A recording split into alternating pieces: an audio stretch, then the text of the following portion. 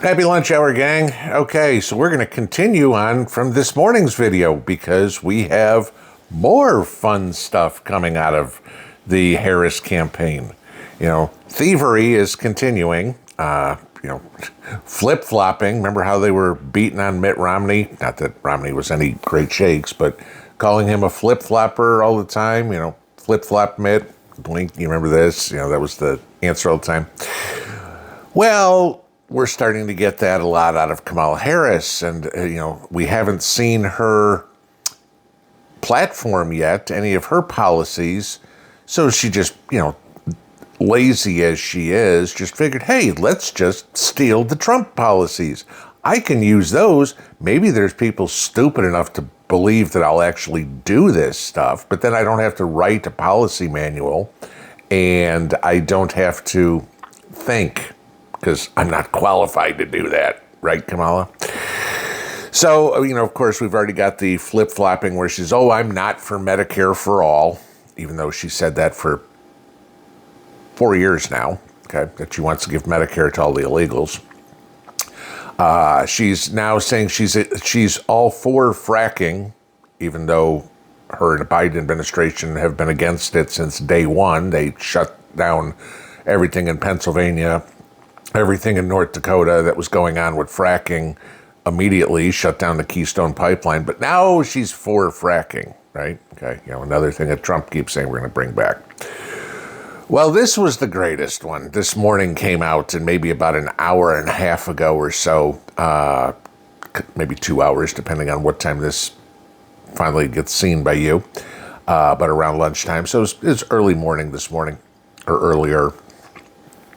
Kamala Harris has now said she is for building the wall. Seriously, okay? After 7 years of her saying that walls were crimes against humanity, walls weren't effective, it was a waste of money, a waste of time. I mean, there's countless clips of her saying how much she was against the wall.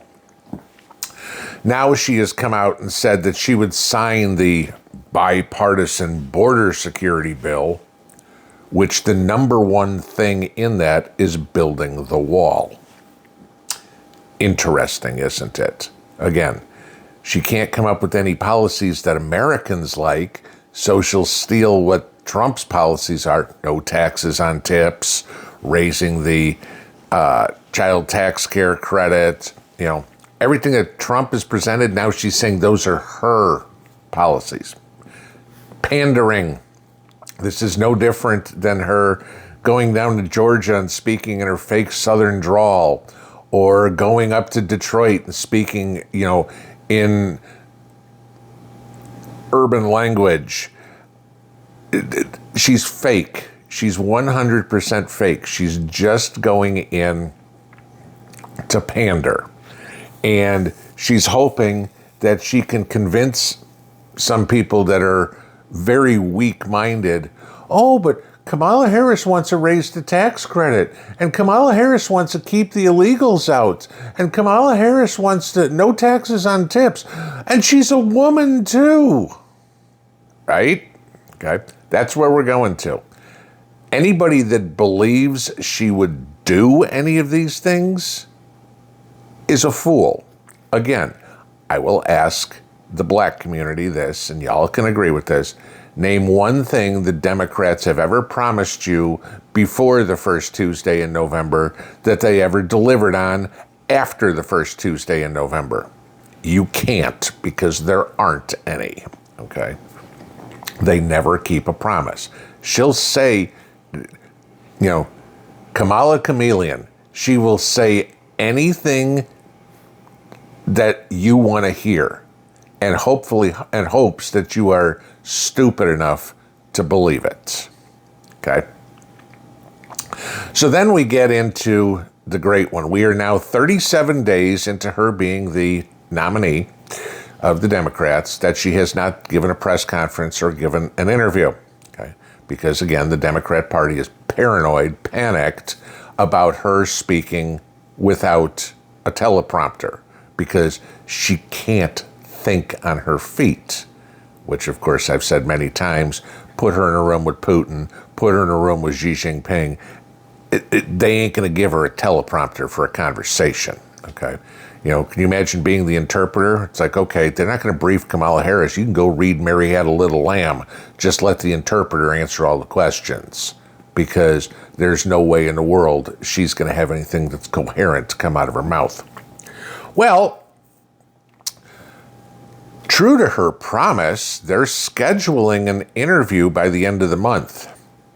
Today's the 27th, okay? Still haven't got it scheduled, but they might get it scheduled by then.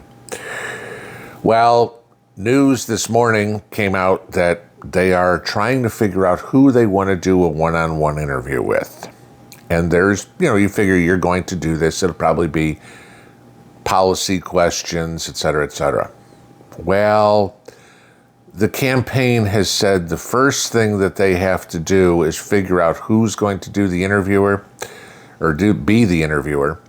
And, oh, well, we're going to give precedence to a black woman, or at least somebody that's black, or at least somebody that's a woman. So at least apparently we know they can define what a woman is. Okay. Yeah, so we've got to get the DEI in there for the investigative journalism. Okay. And not saying there aren't highly qualified female journalists or highly qualified black journalists, but what the campaign just came out and said is, okay, we're going to discriminate against qualified people. So some of the names that have been dropped are rather humorous, okay? Gayle King.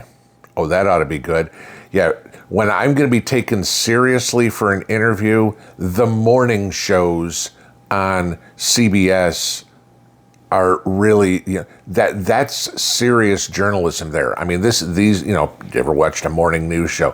And our lead story this morning is on Beyonce or on Taylor Swift. You know, that's the hard-hitting journalism question she's planning to take. Okay, so that's their number one pick. Well, you get some other ones that have been mentioned. Lester Holt, okay? And God, I can remember when Lester Holt was doing Channel 5 News in Chicago, okay? So going back. Now, Lester Holt being a black man, no problem. He's probably not on the list too far, you know, being serious consideration, because he's a strong journalist. And he's the one who the last time Kamala Harris did an interview last fall completely embarrassed her, asking, this was the question of, and I haven't been to Europe either, that interview. Okay, so I'm thinking he's probably not on the list.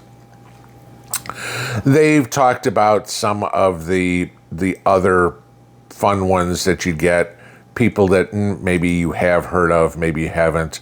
You know, they've talked about Bill Whitaker from 60 Minutes. They've talked about Ashley Etienne. They've talked about David Muir. Now, the problem with David Muir is that's going to have some pretty bad optics when the only debate she has agreed to is on ABC. Okay, David Muir being on ABC, so that one might not happen. Of course, you go into CNN, you know, Dana Bash and Jake Tapper have been talked about. That would be interesting because, again, I will give kudos to CNN. Dana Bash and Jake Tapper did a very good job of keeping themselves out of the Biden-Trump debate. Okay, and of course, Biden looked like an absolute fool. You know, Kamala Harris is going to need somebody to throw her softball questions. I don't think those two are really going to do it. Anderson Cooper was talked about. Well, okay, he's not black, he's not a woman, he's gay, but okay. So going along these lines, it's going to be really interesting to see, because nobody from, I don't know, Fox was mentioned. I mean, and Fox is, I wouldn't say conservative, but at least they're not liberal. You know, hell, she could go interview with Brett Baer or something like that. You know, be as close to a friendly interview as she's going to get. I mean, you want to do a good interview? You want to get respect out of people, go sit down with Tucker Carlson, right? Go sit down, even if you're not willing to put up with that, go sit down with Laura Ingraham. Go sit down with Alex Jones.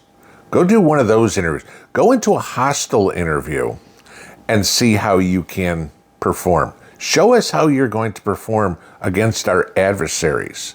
I don't care how well you're going to perform against Trudeau or Macron or anybody like that. I mean, y'all can just sit there and trade spit stories. But yeah, it's getting more interesting. Their campaign is panicking more and more, and I'm loving every minute of it. We'll see you later. Pinball out.